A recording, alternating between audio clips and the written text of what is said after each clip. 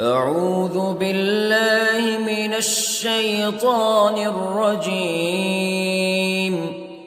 بسم الله الرحمن الرحيم. الرحمن علم القرآن خلق الإنسان علمه البيان. الشمس والقمر بحسبان والنجم والشجر يسجدان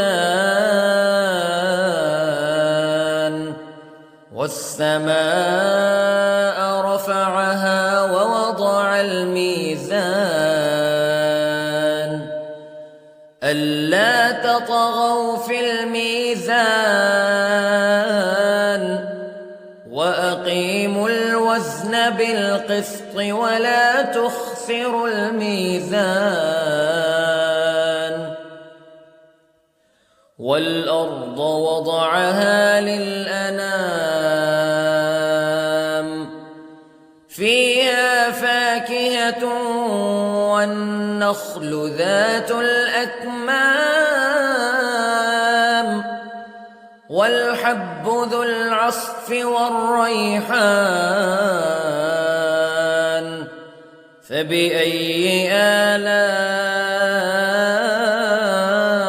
ربكما تكذبان. خلق الإنسان من صلصال كالفخار وخلق الجان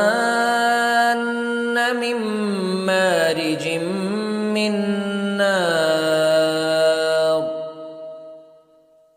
فبأي آلاء ربكما تكذبان. رب المشرقين ورب المغربين فبأي آلاء ربكما تكذبان. مرج البحرين يلتقيان بينهما برزخ لا يبغيان فبأي آلاء ربكما تكذبان.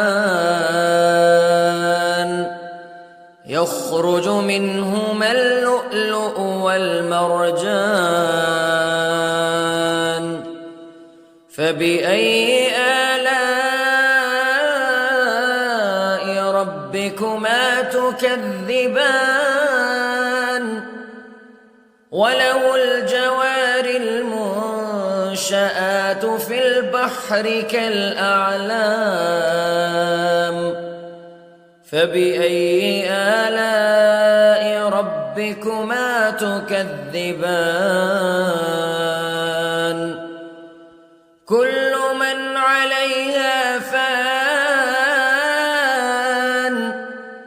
ويبقى وجه ربك ذو الجلال والإكرام فبأي آلاء ربكما تكذبان.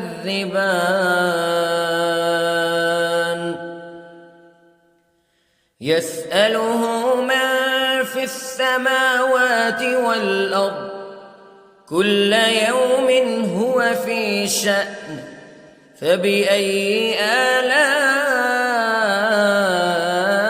ربكما تكذبان.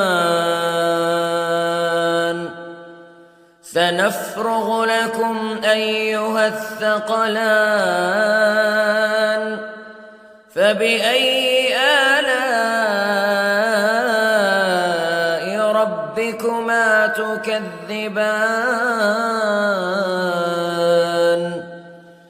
يا معشر الجن والإنس استطعتم أن تنفذوا من أقطار السماوات والأرض فانفذوا لا تنفذون إلا بسلطان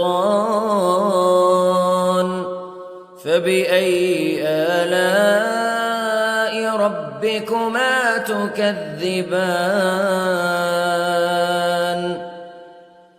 يرسل عليكما شواظ من نار ونحاس فلا تنتصران فبأي آلاء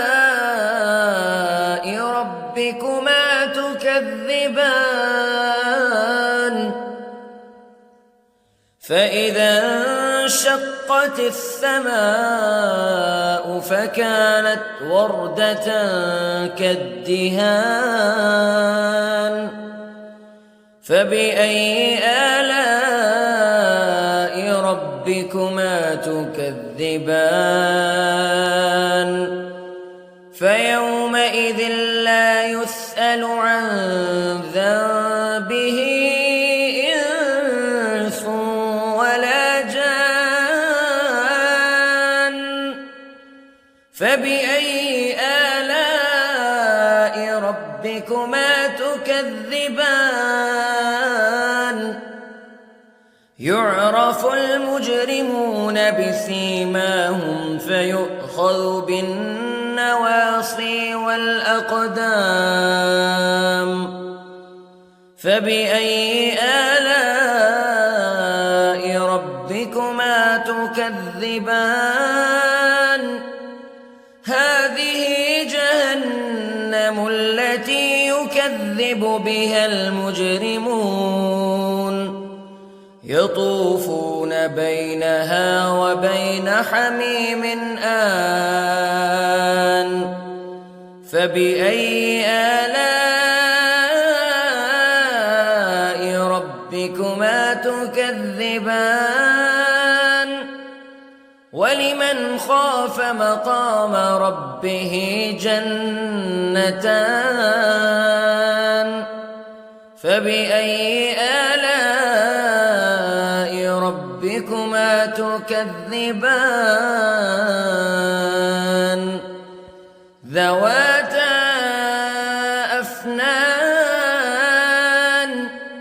فبأي آلاء ربكما تكذبان فيهما عينان تجريان فبأي آلاء ربكما تكذبان فيهما من كل فاكهة زوجان فبأي آلاء ربكما تكذبان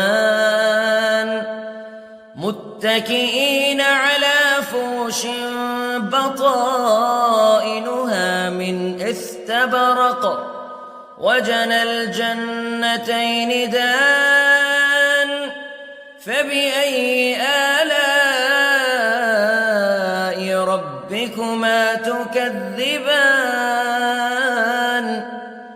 فيهن قاصرات الطرف لم يطمثهن إنس قبلهم ولا جان فبأي آلاء ربكما تكذبان كأنهن الياقوت والمرجان فبأي آلاء ربكما تكذبان هل جزاء الإحسان إلا الإحسان فبأي آلاء ربكما تكذبان ومن دونهما جنتان فبأي آلاء ربكما تكذبان